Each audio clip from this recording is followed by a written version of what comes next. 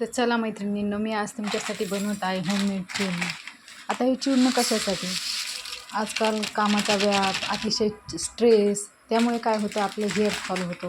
त्याचप्रमाणे PCODचा त्रास बऱ्याच स्त्रियांना आहे आणि स्किन पण अशी रफ व्हायला लवकर, कमी एजमध्येच तुमची स्किन पण ड्राय व्हायला लागलेली आहे.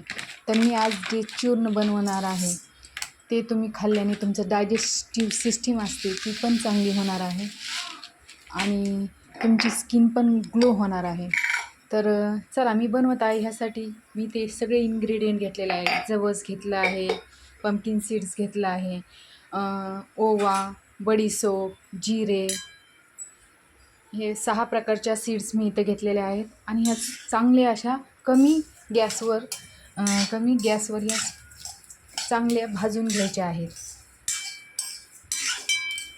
ह्यामध्ये फ्लेक्सीड असतं म्हणजे जवसामुळे आपली स्किन चकचक होते. त्याचबरोबर आपले हार्मोन्स इनबॅलेन्स होतात ना, तर ते बॅलेन्सिंग होण्याला या चूर्णमुळे बरीच मदत होते. आणि आपल्याला डायजेस्टिव्ह सिस्टीम चांगली होण्यासाठी पण ह्यामध्ये आपण इथे हे काळं मीठ म्हणतात ते टाकणार आहोत. हे टाकलेलं आहे. त्यामध्ये थोडंसं पाणी टाकून, म्हणजे ते सगळ्या मिक्सरला व्यवस्थित ओलं असल्यामुळं सगळ्या मिक्सरला लागलं जाईल.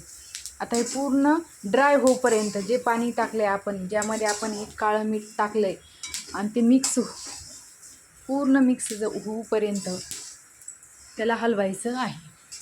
आता हे पूर्ण भाजल्यानंतर गॅस बंद करायचा आहे आपल्याला. थोडंसं स्लो गॅसवर भाजल्यानंतर हे बघा पूर्ण ड्राय झालेलं आहे हे. तर मग आता गॅस बंद केलेला आहे. हे बघा आपलं पूर्ण असं भाजून तयार झालेलं आहे.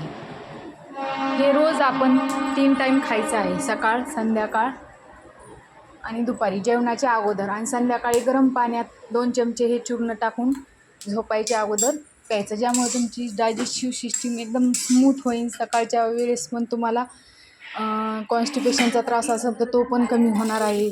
हे चूर्ण म्हणजे एक खूप मस्त असं घरगुती विलाज आहे PCODसाठी. हे रेग्युलर तुम्ही जर 3-4 महिने तुम्ही यूज केलं, तुम्हाला नक्कीच ह्यात बघायला मिळेल.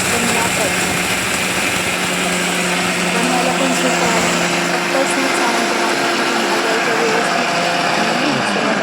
बारीक काढायचं आणि एका काचेच्या बरणीमध्ये ते ठेवायचं. हे बघा तयार झालं आपलं हे चूर्ण, होममेड चूर्ण. हे नक्कीच तुम्ही बनवा. आणि मी असंच उद्याच्या ह्याच्यामध्ये आपल्या हेअर ग्रोथसाठी कोणता मास्क यूज करायचा हेअर शायनिंगसाठी ते मी उद्याच्या व्हिडिओमध्ये टाकणार आहे. जर तुम्हाला बघायचं असेल तर माझ्या ह्या चॅनलवर क्लिक करायचं आणि तो व्हिडिओ बघायचा. त्यासाठी तुम्हाला माझ्या चॅनलला सबस्क्राईब करावं लागेल, कमेंट करावं लागेल आणि लाईक्स करा.